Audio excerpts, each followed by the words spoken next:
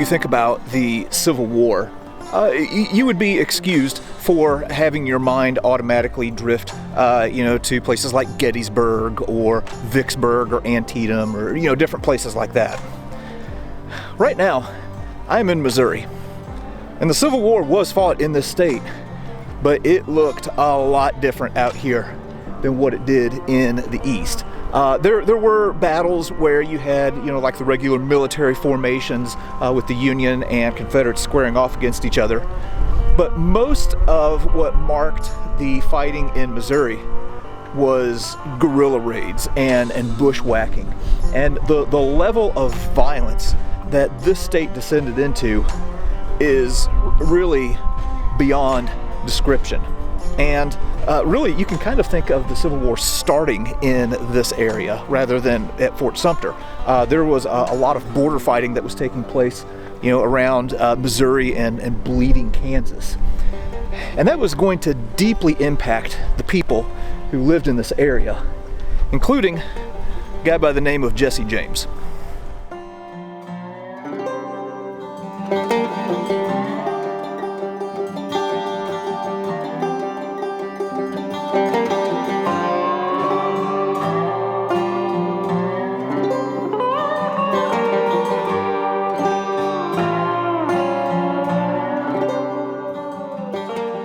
Well, right now, we are at the boyhood home of notorious outlaw Jesse James.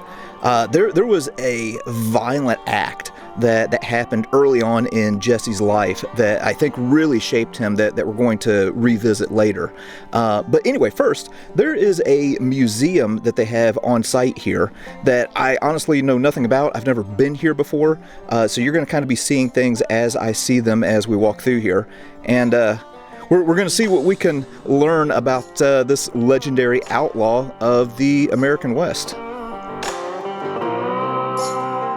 All right, so we're going to start in here at this part of the museum where they kind of talk about like the background of Jesse James.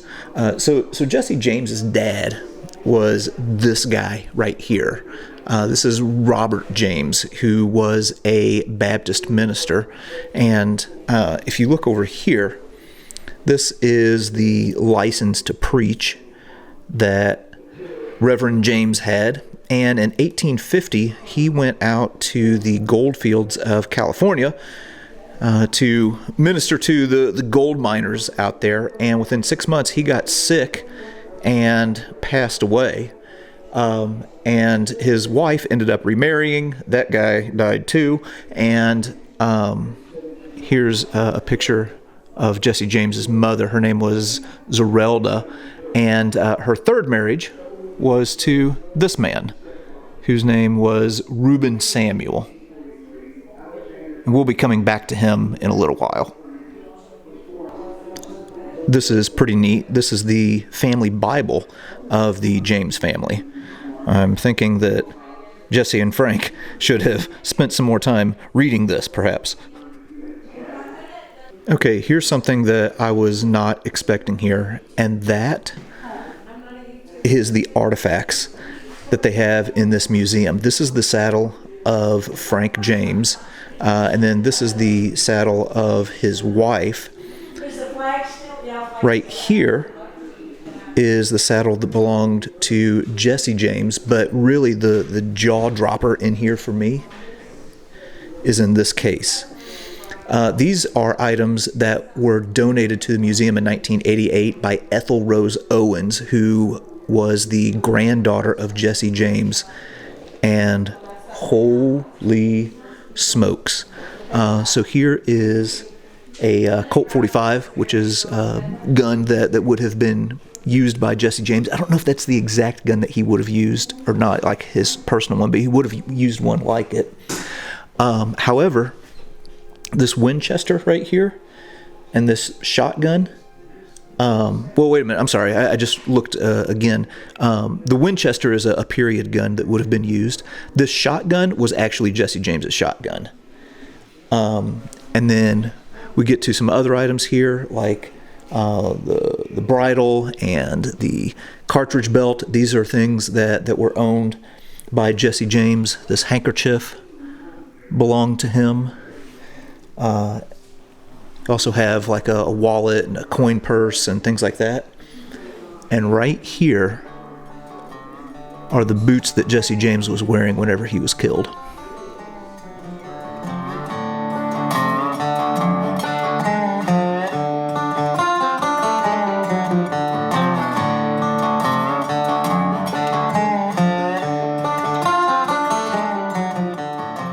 This is a bronze sculpture that depicts the Northfield raid. This took place in Minnesota, and you can look it up and get some more details on it. But this was essentially the Waterloo for the James gang. This was a raid that went really, really bad for them. And out of the whole crew that tried to rob this bank up there, Frank and Jesse were the only ones to escape.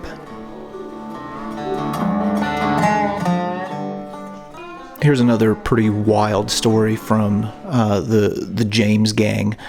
So the Pinkerton Agency, which was a detective agency, kind of like a private militia for hire or private army for hire, got put on the task of apprehending the James gang. And in 1875, they showed up to the home here, and a metal spherical object was thrown into the house, and the family didn't know what it was. Jesse and Frank were gone somewhere, so they scooped it up and threw it in the fireplace, and then it exploded. And this is the original Pinkerton bomb, and it ended up killing their half-brother and injured their mother. And as you can see here, well, her right arm had to be amputated as a result of that bomb being thrown through the window or door of their house. This is just completely wild. Here are a pair of Jesse James's spurs and also his riding gloves. I guess I shouldn't be surprised, but it's really amazing that they have all of this stuff here. And then, if we walk over here, well, in 1902, Jesse James, his body was moved to another cemetery, and they thought that they had bought a pretty high-end casket, but apparently not, because it fell apart. Well, this is the top of the casket which held the body of Jesse James after he was killed in 1882. This table that it's sitting on is the table that he was embalmed on, which is kind of crazy. And then if we look here, well, these are some of the handles to the original casket and some ornamentation that was on it.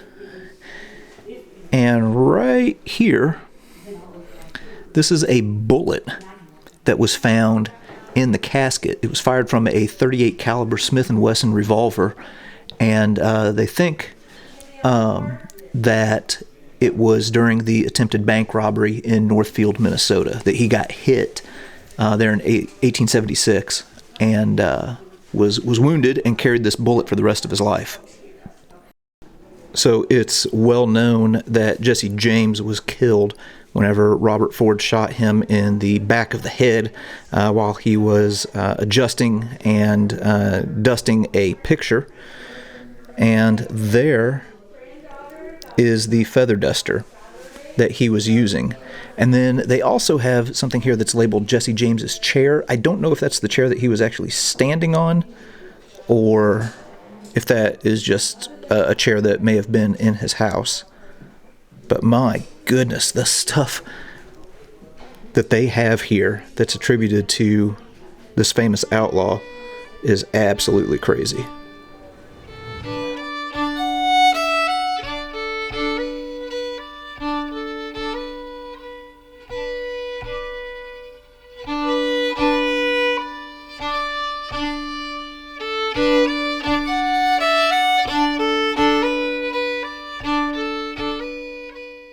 After the death of Jesse James, his mother had his body buried right here on the family farm.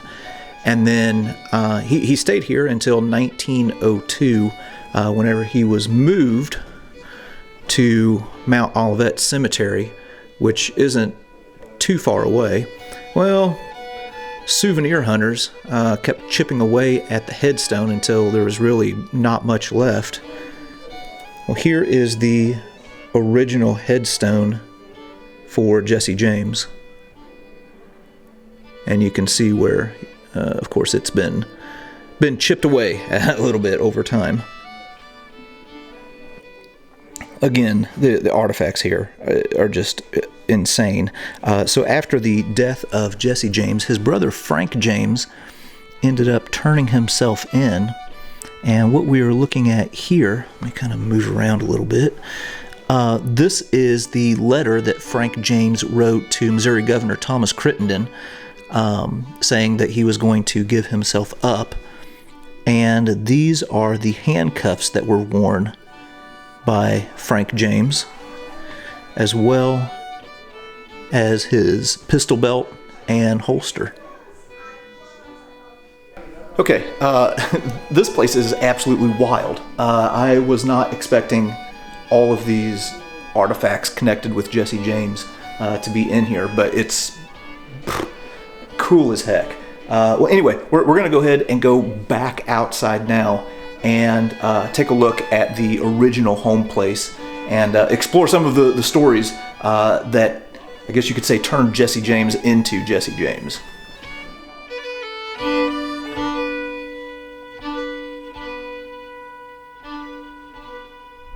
This right here is the Boyhood home of Jesse and Frank James. Now, if you look over here to the right, that's an addition that was made, in later years. But this right here is the home as Jesse James would have remembered it. And then, of course, he and Frank came back here, throughout their outlaw career. But anyway, very, very small house, like most houses were during that period of time. We're going to walk up here and get a little closer look and maybe see if we can peek inside. We can't go inside, but we'll see if we can maybe look through a window. Okay, so this is over on the right-hand side of the house, and this is where his mother would have had her bedroom. And kind of an interesting story. After Jesse James is killed, he's going to be buried right here in front of the house. I'm going to show his original gravesite here in a minute. But his mother put the bed kind of catty corner there in the corner. That way she could keep watch during the night and look out this window that I'm filming through right now and be able to spot and run off any grave robbers or souvenir hunters if they came to the property. So this is over on the other side of the house now in the parlor. And if you look at that window, okay, so that is the back window. I showed that Pinkerton bomb earlier. That's the window that it was thrown through. So again, they didn't know what it was. They just saw this metal object, hurl into their home. And, just in a panic and in a rush, threw it in the fireplace to destroy it, ended up exploding, killing Frank and Jesse's half-brother and severely wounding their mother. And, man, it's kind of crazy to think about Frank and Jesse James sitting around a table here in this part of the house and discussing plans and what they were going to be doing next. Now, the James family were slave owners, so obviously they were pro-Confederate. Whenever the Civil War broke out, Jesse James was just a young teenager, so he was too young to go and fight.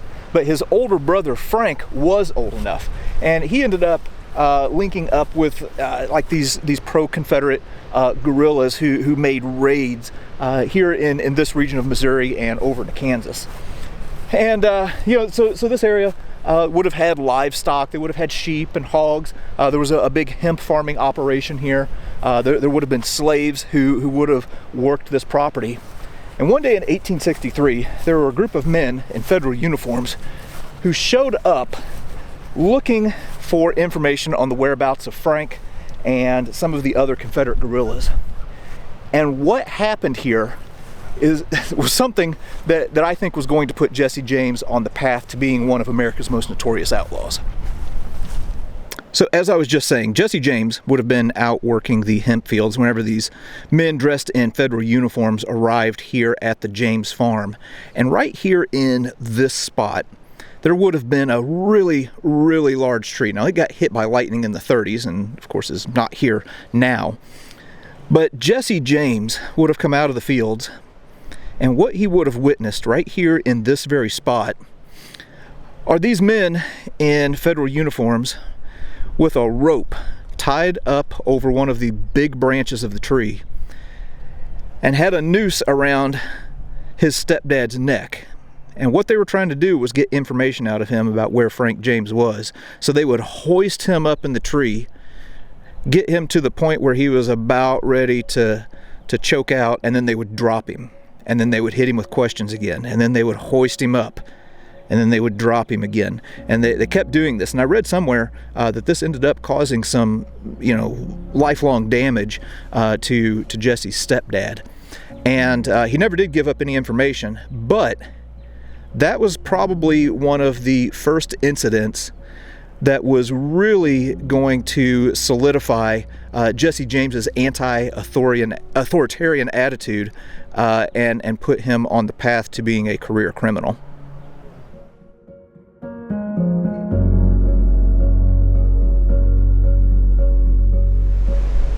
As I've already mentioned, after the death of Jesse James in 1882, his mother wanted to have him buried right here at the home place. And this is the original grave of Jesse James. Now, his body is not here. We're going to go take a look at that in another video. And then the original headstone, of course, got all chipped up. But this one, as you can see, was what was the replacement, and it says devoted husband and father Jesse Woodson James, September 5th, 1847, murdered April 3rd, 1882 by a traitor and coward whose name is not worthy to appear here. So some pretty strong language on this headstone. And this right here is the original footstone for Jesse James. You can see there on the back it has the initials JWJ.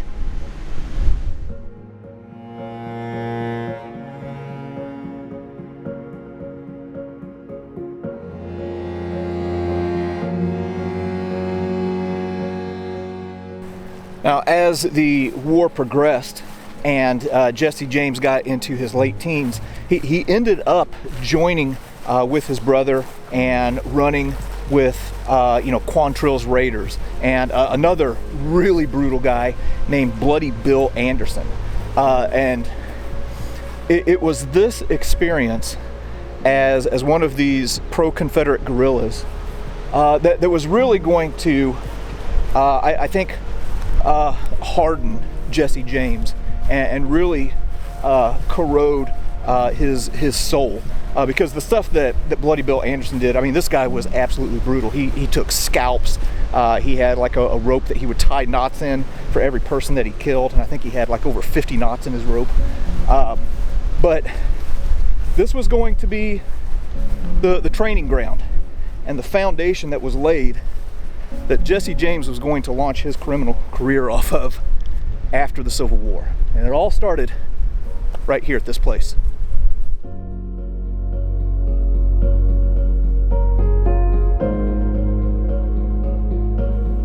We are constantly exploring and learning new things on this channel, so if you found value in this video, be sure to subscribe and click the notification bell to catch all of the new content when it comes out. And be sure to check the links in the description for more content and opportunities from our partners.